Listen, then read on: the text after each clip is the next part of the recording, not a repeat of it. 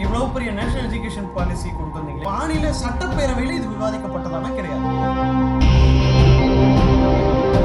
எந்த மொழியும் எனக்கு புரியல. அதாவது 17 to 25 வயதுக்கு உட்பட்ட மாணவ மாணவிகள் உயர்கல்விக்கு போறது, பள்ளிக்கூடத்திலிருந்து உயர்கல்விக்கு போறது. சரி, இந்த பாரதிய சிக்ஷா போர்டுன்னு ஒண்ணு இருக்குல்ல, அது யாருதுன்னா பதஞ்சலி நிறுவனத்தோட தான். நம்ம கிட்ட தான் இவங்க கத்துக்கணும். இந்திய அளவுல மாடலை இம்ப்ளிமெண்ட் பண்றதுக்கு நம்ம கிட்ட தான் கத்துக்கணும். அனைவருக்கும் வணக்கம். இந்த புதிய கல்விக் கொள்கை இருக்குல்ல, நேஷனல் எஜுகேஷன் பாலிசி, இது 2016 ஒரு டிராஃப்ட் விட்டு 2019 திரும்ப ஒரு டிராஃப்ட் விட்டு இப்போ நேற்று அமைச்சரவை ஒப்புதல் கொடுத்துருக்காங்க. இந்த புதிய கல்விக் கொள்கையில நிறைய பிரச்சனைகள் வந்துகிட்டே இருக்கு. என்னடா பிரச்சனை அப்படின்னா, அது முதல் பிரச்சனை, இந்த புதிய கல்விக் கொள்கை முதல்ல ஏன் தேவைப்படுது அப்படின்னா, GER ரேஷியோ இம்ப்ரூவ் பண்றோம் அப்படின்றாங்க. கிராஸ் என்ரோல்மெண்ட் ரேஷியோவை இம்ப்ரூவ் பண்றேன்னு சொல்றாங்க. ஏன்னா கிராஸ் என்ரோல்மெண்ட் ரேஷியோ அப்படின்னா, அதாவது 17 to 25 வயதுக்கு உட்பட்ட மாணவ மாணவிகள் உயர்கல்விக்கு போறது, பள்ளிக்கூடத்திலிருந்து உயர்கல்வி போற ரேஷியோ பத்தி மட்டும் பார்த்தா கூட நம்ம தமிழ்நாடு முதல்ல இருந்தே டாப்ல தானே இருக்கும். இப்போ 2016-17 44.6, அதுக்கப்புறம் 46.9, இப்போ 49 சமீபத்திய புள்ளி விவரங்கள் படி நம்ம தான் டாப். இந்த 2019 வந்த புள்ளி விவரத்துல மட்டும்தான் சிக்கிம் 50, 53, பஞ்சாப் 50 வந்தது. நம்ம 3வது இடம். அதுக்கு முதல்ல கடைசி 5 வருஷம் நினைக்கிறேன் நம்ம முதலாவது இடத்துல தான் இருக்கும், டாப்ல தான் இருக்கும். டெல்லியை விட டாப்பா இருக்கும். அர்பனைசேஷன், அர்பனைஸ்டு ஒரு மெட்ரோபாலிட்டன் சிட்டி, காஸ்மோபாலிட்டன் சிட்டிகளை விட நம்ம அதிகமாக தான் இருக்கும். அப்படி இருக்கும் பொழுது இங்க என்னடா புதுசா ரேஷியோ உருவாக்குறீங்க அப்படின்னா, இதுல முக்கியமான இந்த GER ரேஷியோ மட்டும் வச்சு பார்த்தா கூட இப்ப குஜராத் 20 தான் இருக்கு, நம்ம 49 இருக்கோம். இந்தியாவுடைய ஒட்டுமொத்த ஆவரேஜ்ன்றது 26.9, அந்த 6.3 அளவுக்கு தான் இருக்கு. மாறி மாறி 26.1, 26.23, இல்லைன்னா 26.9 இப்படிதான் இருக்கு. சைனாவுடைய கிராஸ் என்ரோல்மெண்ட் ரேஷியோன்றது பார்த்தா கூட 48 தான். நம்ம சைனாவை விட அதிகமா இருக்கு, 49ல இருக்கிறோம். இப்ப இவ்வளவு அதிகமா இருக்கிறோம். குஜராத் 20ல இருக்கு. நீங்க இந்த எஜுகேஷன் சிஸ்டத்தை இம்ப்ரூவ் பண்ணணும், இந்த கல்வித்துறையை மேம்படுத்தணும் அப்படின்னா எங்க போய் செய்யணும் இல்லையா? ஒன்று குஜராத், இல்லைன்னா அதை சுற்றி இருக்கிற மத்திய பிரதேஷ், இல்லை பீகார், ஒரிசா, அதே போல் ஜார்க்கண்ட், இல்லைன்னா சத்தீஸ்கர், இந்த மாதிரி பகுதிகள், உத்தரகண்ட், இந்த மாதிரி பகுதிகள் தான் கிராஸ் என்ரோல்மெண்ட் ரேஷியோ அப்படின்றது 20 கீழே இருக்கு. 20, 21, மிஞ்சி மிஞ்சி போனால் 23, 20. இப்போ ராஜஸ்தான்ல 23 தான். ஓகேங்களா? இப்போ இப்படி இருக்கும்போது இதெல்லாம் 19, 18 தான் இருக்கு, பீகார், ஒரிசா, இந்த மாதிரி பகுதிகள்லாம். இவங்களை தானே நீங்க இம்ப்ரூவ் பண்ணணும் இல்லையா? இவங்களை தான் நீங்க இம்ப்ரூவ் பண்ணணும். நாங்க தான் ஏற்கனவே டாப்ல இருக்கோம்ல, டாப்ல இருக்கவங்க எதுக்கு இம்ப்ரூவ் பண்ணணும்? அப்ப இங்க அதுக்கு தான் நீங்க மாநிலத்துக்கு ஒரு பாலிசி ஏற்கனவே இருக்கிறதுனால தான் இந்த ஸ்டாண்டர்டா இருக்கு. இதை பத்தி நம்ம நிறைய விவாதிச்சிருக்கோம். அப்ப இந்த ஸ்டாண்டர்ட் பாலிசியை உடைக்கிறதுக்கு ஏன் பொதுவான பாலிசியா மாத்துறீங்க அப்படின்றது ஒண்ணு. டாப் 100 அப்படி முதன்மையான 100 ரேங்கிங்குள்ள நம்ம தமிழ்நாட்டு கல்லூரிகள் எப்பொழுதுமே ஒரு 30 வந்துடும். 10 இடத்துக்குள்ள முதல்ல எப்படியும் சில நேரம் அண்ணா யூனிவர்சிட்டியும் இந்தியன் இன்ஸ்டியூட் ஆஃப் டெக்னாலஜி மெட்ராஸும் திரும்ப மாறி மாறி வந்துடும். இப்போ இந்த வருஷம் 13வது ரேங்க்ல இருக்க அண்ணா யூனிவர்சிட்டி, அது இல்லாமல் NIT ட்ரிச்சி வரும், அழகப்பா யூனிவர்சிட்டி வந்துடும், அக்ரிகல்ச்சர் யூனிவர்சிட்டி வந்துடும். இது இல்லாமல் SRM யூனிவர்சிட்டி இருக்கு, அமிர்தா யூனிவர்சிட்டி இருக்கு, வேலூர் இன்ஸ்டியூட் ஆஃப் டெக்னாலஜி இருக்கு. இவங்கெல்லாம் இந்த டாப் 50குள்ளவே வந்துகிட்டே இருப்பாங்க. அது இல்லாமல் கோயம்புத்தூர் இன்ஸ்டியூட் ஆஃப் டெக்னாலஜி இருக்கு, PHC காலேஜ் ஆஃப் டெக்னாலஜி இருக்கு, காருண்யா இருக்கு. கோயம்புத்தூரை மட்டும் சுற்றி பார்த்தாவே பல நிறுவனங்கள், பல கல்வி நிறுவனங்கள் இந்த டாப் 50குள்ள வந்துடும், டாப் 100குள்ள வந்துடும். ஒட்டுமொத்த தமிழ்நாட்டில் இந்த மாதிரி பல்கலைக்கழகங்கள் ஏற்கனவே சொன்ன மாதிரி வந்துகிட்டே இருக்கும். அதுலயும் நம்ம தான் டாப்பா இருக்கோம். ஏற்கனவே நம்ம டாப்ல இருக்கிறோம். நம்ம தான் ஒரு இந்த ரேஷியோலயும் நல்லா இருக்கும். இப்போ பல நாடுகளில் வேலை செஞ்ச அனுபவம் இருக்கு, பல நாட்டு பல்கலைக்கழகங்களில் வேலை செஞ்ச அனுபவம் இருக்குங்க. பார்த்தா தமிழ்நாட்டிலிருந்து வருபவர்கள் தான் எல்லா வகையான தரப்பிலிருந்து வந்திருப்பாங்க. ஒரு கிராமத்திலிருந்து நகர்ப்புற வரையில, ஏழையிலிருந்து பணக்கார வரையில, ஒடுக்கப்பட்ட சாதியிலிருந்து உயர் சாதி வரையில எல்லாமே ஒரு இன்க்ளூசிவா இருக்கக்கூடிய ஸ்ட்ரக்சர் தமிழ்நாடு ஸ்ட்ரக்சர். நம்ம கிட்ட தான் இவங்க கத்துக்கணும். இந்திய அளவுல மாடலை இம்ப்ளிமெண்ட் பண்றதுக்கு நம்ம கிட்ட தான் கத்துக்கணும். ஏற்கனவே அப்படித்தான் கத்துக்கிட்டாங்க. இந்த மதிய உணவு திட்டம், சத்துணவு திட்டம், இந்த மாணவர்களுக்கு கணினி வழங்குறது, சைக்கிள் வழங்குறது, செருப்பு வழங்குறது, புத்தகங்கள் வழங்குறதெல்லாம் நம்ம கிட்ட தான் ஏற்கனவே கத்துக்கிட்டாங்க. இதையும் கத்துக்கிட்டு போகடா, கத்துக்கிட்டு எங்ககிட்ட கத்துக்கிட்டு நீங்க இந்தியா முழுக்க நல்லா இருங்கடா. நமக்கு தேவை என்ன? இந்தியான்ற நாட்டுல எல்லாரும் நல்லா இருக்கணும். அப்ப நாங்க நல்லா இருக்கோம்னா எங்ககிட்ட தானே நீங்க கத்துக்கணும் இல்லையா? அப்ப எங்ககிட்ட கத்துக்காம நீ புதுசா ஒரு பாலிசி கொண்டு வந்தா என்னடா அர்த்தம்ன்றதான் நம்ம திரும்ப திரும்ப கேட்டுக்கிட்டு இருக்கோம் இந்த தேசிய கல்விக் கொள்கையில. அப்புறம் ஒரு ஆப்பு வச்சாங்க பாருங்க, என்னன்னா, அதாவது நம்ம தாய்மொழி கல்வி தான் வேணும்னு தொடர்ந்து பேசிக்கிட்டு இருக்கோம். தாய்மொழி கல்வி அக்செப்ட் பண்ணிக்கிறாங்களா இவங்க இந்த பாலிசி படி? ஆனா மும்மொழி கொள்கையும் அக்செப்ட் பண்ணிக்குவாங்களாம். எப்ப 3வது வயசுல இருந்தே மும்மொழி கல்வியா. Finland மாடல்ன்றீங்க, Finland எஜுகேஷன்றீங்க. நாங்கெல்லாம் ஃபின்லாண்ட்லயே இருக்கோம். நார்டிக் நாடுகள்லயே படிச்சு வளர்ந்துருக்கிறோம். நார்டிக் நாட்டு பல்கலைக்கழகங்கள்லயே இருக்கிறோம். ஃபின்லாந்து, ஸ்வீடன், நார்வேன்னு நிறைய வேலை செஞ்சுக்கிட்டு இருக்கோம். எங்ககிட்டயே ஒரு கதை விடுறீங்க பார்த்தீங்களா? மும்மொழி கொள்கைக்கும் குழந்தைகளுடைய மழலையர் கல்விக்கும் எவ்வளவு பெரிய வித்தியாசம் இருக்கு. முதல்ல தாய்மொழி கல்வின்றதை எப்படி கொண்டு வரணும், எந்த வருஷத்துல இருந்து 2ஆம் மொழி, எந்த வருஷத்துல 3ஆம் மொழின்றதுக்கு இந்த உலக நாடுகள்ல பல ஆராய்ச்சிகள் இருக்கு. அதெல்லாம் இவங்க கன்சிடர் பண்ண மாட்டாங்களாம். நேரா மும்மொழி கல்வியா. அதுலயும் வந்து ஒரு புதுசா ஒரு வார்த்தையை சொல்லியிருக்காங்க பாருங்க, ஏக் பாரத் ஸ்ரேஷ்டா பாரதா. அந்த பாலிசிக்கு கீழே ஒரு லாங்குவேஜ் பாலிசி கொண்டு வரலாம். அது என்னடா பாலிசி, அது எங்களுக்கே புரியாம இருக்குன்னா இது மட்டும் இல்லைங்க, இந்த பாலிசி மட்டும் புரியாம இல்ல, ராஷ்டிரிய சிஷ்ய ஸ்வசிய அயோக்கிய என்னமோ ஒண்ணு வருதுங்க, வாயில கூட வர மாட்டேங்குது. இந்த மாதிரி ஒரு புது டிபார்ட்மெண்ட் உருவாக்குறாங்களோ அதுக்கு பிரதமர் தான் தலைவரா. இது ராஷ்டிரிய சிஷ்ய அயோக் அந்த மாதிரி. இது வந்து ஒரு பக்கம். இது இல்லாம ஒரு 2019ல அது இல்லாம பாரதி சிக்ஷா போர்டு அப்படின்றதுக்கு ஒரு புதுசா அனுமதி கொடுத்துருக்காங்க. அதை ஃபுல்லி ஃபண்டட் அட்டானமஸா. ஃபுல்லி ஃபண்டட்னா எப்படி, தமிழ்நாடு இந்திய அரசுடைய ஃபண்டில் இருந்து, சென்ட்ரல் கவர்மெண்ட் ஃபண்ட்ல இருந்து ஃபுல்லி ஃபண்டட் அட்டானமஸ். இந்த பாரதிய சிக்ஷா போர்டு எதன் கீழே அனுமதி கொடுத்தாங்கன்னா, மகர்ஷி சாந்திபாணி வேத வித்யா பிரதிஷ்டான், ராஷ்டிரிய வேத வித்யா பிரதிஷ்டான். பாருங்க என்ன பேருன்னு கூட புரிய மாட்டேங்குது, MSRVP ஏதோ ஒன்று, சரிங்களா? இதுக்கு கீழே உள்ள ஒரு துறை கீழ் இந்த போர்டுக்கு அனுமதி கொடுக்குறாங்க. இந்த துறை என்ன பண்ணுதுன்னா, வேத கல்வியை வந்து உயர்த்தி பிடிக்கிறதுக்காக உருவாக்கப்படுதான். சரி, இந்த பாரதிய சிக்ஷா போர்டுன்னு ஒன்று இருக்குல்ல, அது யாருதுன்னா பதஞ்சலி நிறுவனத்தோட தான். இது மட்டும் இல்லை, RSS உடைய கிளை நிறுவனங்கள் ஒன்று இருக்கு, வித்யா பாரதி ஸ்கூல்ஸ்னு ஒன்றும், ஆச்சரிய குலம் அப்படின்னு ஆச்சாரியா குலம்னு ஒன்று. இவங்களுக்கும் ஏற்கனவே ஆரிய சமாஜ் அப்படின்றவங்க குருகுலம் ஒன்று நடத்திட்டு இருக்காங்க.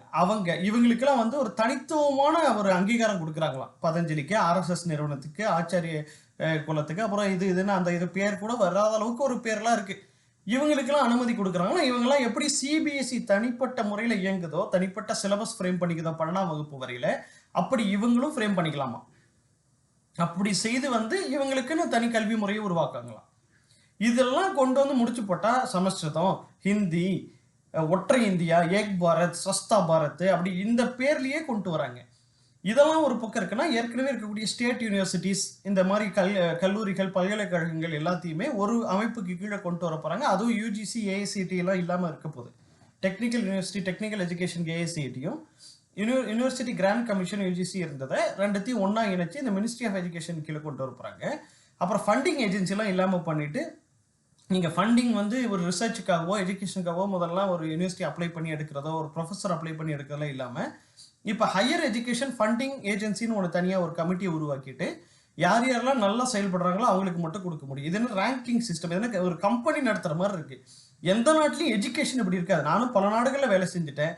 இந்த ரேங்கிங் படி தான் நாங்கள் காசு கொடுப்போம் அப்படின்றதெல்லாம் ஒரு நிறுவனத்தை, கல்வியை வளர்க்குறதுக்கு நாங்கள் உதவி செய்வோம் அப்படின்னா, இது வந்து ஒரு நிறுவனம், கல்வி கிடையாது. கல்வின்றது ஒரு நாட்டை வளர்க்கறதுக்கானது. நீங்க நிறுவனத்தை வளர்க்க தான் பாக்குறீங்க. ஏன்னா இன்னொரு பக்கம் WTO காட்ஸ் ஒப்பந்தத்துல இருக்கிற சரத்துகள் போல ஃபாரின் யூனிவர்சிட்டிஸ்லாம் வந்து தமிழ்நாட்டிலையும் இந்தியாவுக்குள்ளேயும் கிளை திறந்துக்கலாம். அவங்களுக்கு வந்து தனிப்பட்ட முறையில் அனுமதி உண்டு. ஸ்காலர்ஷிப்லாம் கிடையாது, இந்த மாதிரி ரிசர்வேஷன்லாம் கிடையாது. இந்த ரிசர்வேஷன்ல ஒழிக்கிறதுக்கு இன்னொரு வழி, இப்போ இவங்க வந்து புதுசாக கடை திறந்து எவ்வளோ வேணா கொள்ளையடிச்சிக்கலாம். அது இல்லாமல் இந்தியாவுக்குள்ள வந்து ஒரு 60 நிறுவனங்களுக்கு அட்டானமஸ் ஸ்டேட்டஸ் ஒன்று கொடுக்க போறாங்க.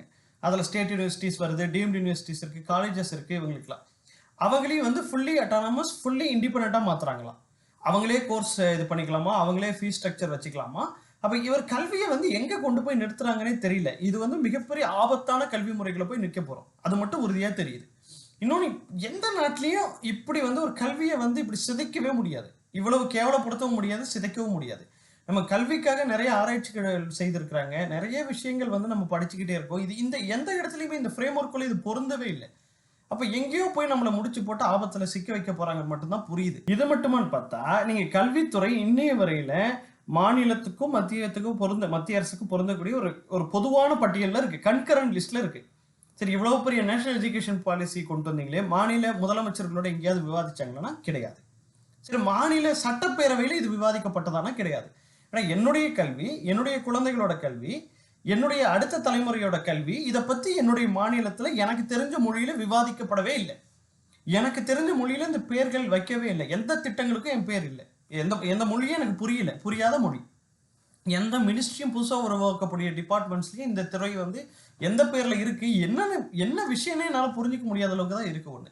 இப்ப எல்லாத்துக்குள்ளயும் இப்படி ஒரு அரசியல் சாயத்தை பூசி, எல்லாத்துக்குள்ளேயும் இவங்க நினைக்கிற RSS அஜெண்டா புகுத்தி எல்லாத்தையும் எடுத்துட்டு வராங்க. நான் கூட திரும்ப திரும்ப சொன்னேன், ஒரு சத்தியமங்கலம் காட்டுக்குள்ள படிக்கிற குழந்தையோட கல்வியை டெல்லியில பீடா போட்டுக்கிட்டு ஒரு ஏசி ரூம்ல உட்காந்துட்டு ஒருத்தர் முடிவு பண்றான்னா எவ்வளவு பெரிய அயோக்கியத்தனம்.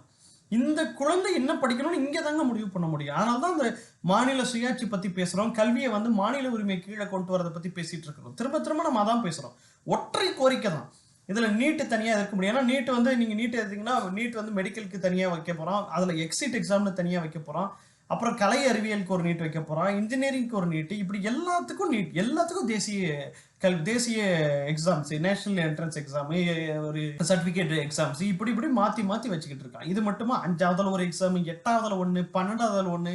ஏன்னா இவ்வளோ ஒரு கல்வியை வந்து எப்படிடா சீரழிப்பீங்க அப்படின்னு ஒரு கோபம் வருதுல, ஒரு அறச்சீற்றம் உருவாகுதுல.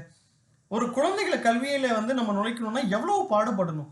ஏற்கனவே பொருளாதார சுரண்டல்கள் கீழே இருக்கக்கூடிய கல்வி, இப்ப இதுக்குள்ள வந்து உளைச்சல், மன உளைச்சலை கொண்டு வர கல்வி. அப்ப என்னன்னா நீங்க எல்லாம் வெளியே போயிடுங்க, படிக்காதீங்க, எங்களை படிக்க கூடாதுன்றீங்க. நாங்க இப்பதான்டா 2வது தலைமுறை படிச்சு வந்திருக்கிறோம். எங்க அப்பா படிச்ச தலைமுறை முடிச்சு இப்பதான் நாங்க வெளியே வந்திருக்கிறோம். 2வது தலைமுறையா பல படிப்புகள் படிக்கிறோம். இப்ப 3வது தலைமுறையை நசுக்க பாக்குறீங்க. மறுபடியும் 100 வருஷம் பின்னாடி போய் நிறுத்தணும்னு நினைக்கிறீங்க. இதெல்லாம் நினைக்க ஒரு கொதிக்குது இல்ல. முதல்ல பேசுவோம், மாநில பட்டியலுக்கு கொண்டு வா. இங்க கல்வித்துறை நாங்க முதல்லயே சிறப்பா தான் இருக்கிறோம், அதுக்குள்ள என்னென்ன சிறப்பு கொண்டு வரணும்னு நாங்க முடிவு பண்றோம். இது ஒவ்வொரு மாநிலத்துக்கும், இந்தியா முழுக்க எல்லா மாநிலத்துக்கும் உரிமை இருக்கு. இந்தியான்றது ஒரு கூட்டாட்சி நாடு தான், அதை முதல்ல எல்லாரும் புரிஞ்சுக்குவோம். நீங்க அதை ஒட்டைக்க நினைச்சீங்கன்னா, ஒற்றையாட்சிக்குள்ள கொண்டு வர நினைச்சீங்கன்னா இந்தியா வந்து நிச்சயமா பிரச்சனைக்குள்ள மாறும். நம்ம பேசுறது கத்துறது எல்லாமே இந்தியாவா வச்சுக்கிறதுக்கு, இந்தியாவை ஒற்றுமையா வச்சுக்கிறதுக்கு. அப்படி வச்சுக்கணும்னா நீங்க எல்லாரும் சம அளவுல இருக்கணும். எல்லா மாநிலத்துக்கும் உரிமை இருக்கணும், எல்லா மாநில மொழிக்கும் உரிமை இருக்கணும், எல்லா மொழிகளும் கல்வியில இருக்கணும். கல்வித்துறைன்றது மாநில பட்டியலில் தான் இருக்கணும். இதுக்குள்ள வந்து நீ கன்கரண்ட் லிஸ்ட்ல கொண்டு போனதே கேவலம். அதுக்கு கீழே வந்து எல்லா அட்டூழியமும் பண்ணிட்டு இப்ப கன்கரண்ட் லிஸ்ட் கூட இல்லை, எல்லாமே சென்ட்ரல் கவர்மெண்ட் லிஸ்ட்டுக்குள்ள போய் வச்சுக்கிற மாதிரி தான் போய் நிற்குது. இந்த எஜுகேஷனல் பாலிசிக்கு எதிராக நம்ம அணி திரண்டே ஆகணும். இது கல்வித்துறை சார்ந்தவர்கள் மட்டும் இல்ல, சமூக அரசியல் இயக்கங்கள் மட்டும் இல்ல, பொதுமக்களும் பேசணும். ஏன்னா உங்களுடைய குழந்தைகளுடைய கல்வி தான் பாதிக்க போகுது. நீங்க சம்பாதிக்கிற காசு தான் வீணா போக போகுது. நம்மள உள்ளவே முதல்ல விடமாட்டேன்றான், கல்விக்குள்ளே வராதிங்கன்றான். கேட்டா தொழிற்கல்வி கத்துக் கொடுக்குறான் 5ஆம் வயசுல இருந்து. இதை கேட்டா பின்லாண்ட்ல இருக்குன்னா, டேய் பின்லாண்ட்ல என்ன இருக்குன்னு எனக்கு தெரியாதா? பின்லாண்ட்ல பக்கத்துல இருக்கும், நார்வே ஸ்வீடன்ல வாழ்ந்துட்டு இருக்க எங்களுக்கு தெரியாதா?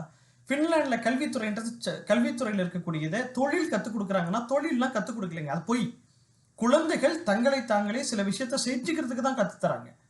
குழந்தையுடைய தன்னுடைய வேலையை செஞ்சுக்கிறதுக்கு தான் கத்துத்தராங்க, தொழில் கத்துத்தரல. குழந்தைகள் வீட்டுல என்னென்ன விஷயம் செய்யணும் இதை தான் கத்துத்தராங்க. குழந்தையுடைய துணியை அதை ஏதாவது கிழிஞ்சா எப்படி தச்சுக்கலாம், குழந்தைக்கு வந்து ஒரு பொருள் எப்படி செஞ்சுக்கலாம், குழந்தை விளையாட்டு பொருள் எப்படி உருவாக்கலாம், அவங்களுக்குள்ள எப்படி விளையாடிக்கலாம், இப்படிதான் கத்துத்தராங்க. ஆனா இந்தியாவில் தொழில் என்பது சாதியத்தோட பின்னி பிணையப்பட்டது. இன்னைக்கும் நீங்க குலக்கல்வி முறைக்குள்ள கொண்டு போய் நிறுத்தினீங்கன்னா, தொழிற்கல்வின்றது என்னன்னா உன் குடும்ப தொழில் செய்யணுவீங்க.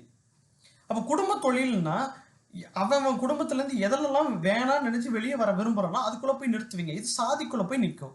அப்போ உலக நாடுகள் இருக்க தொழிற்கல்வி முறையும் உங்களுடைய கல்வி முறையும் ஒண்ணு கிடையாது. கேட்டா உலக நாடுகள் அப்படி இருக்கு, பின்லாண்ட்ல இப்படி இருக்கு, அப்படி இங்க அமெரிக்கால எப்படி இருக்குன்னா பேசாதீங்க, சைனால அப்படி இருக்குன்னா. ஏன்னா நாங்க பல நாட்டுல வேலை செஞ்சுட்டோம், எங்களுக்கு தெரியும் அங்க என்ன நடந்துட்டு இருக்குன்னு. நீங்க வந்து பழைய பஞ்சாங்கத்தை பாடுறதுக்கு இப்ப காலம் இல்லை. ஆக மக்களே புரிஞ்சுக்கோங்க, நம்ம வந்து இவங்க சொல்ற எல்லா ஏமாத்து வித்தைகளையும் நம்ம ஒரு குரல்ல எதிர்த்தே ஆகணும். ஒற்றை குரல், மாநில பட்டியலுக்கு கீழே கல்வி, மாநில உரிமைக்கு கீழே கல்வி. இந்தியா என்பது கூட்டாட்சி நாடு, அதில் நமக்கு மாற்று கருத்தே இருக்கக்கூடாது. அதை உடைச்சா திரும்ப உடையோன்றதை மட்டும் நினைவுபடுத்திக் கொள்வோம். நன்றி, வணக்கம்.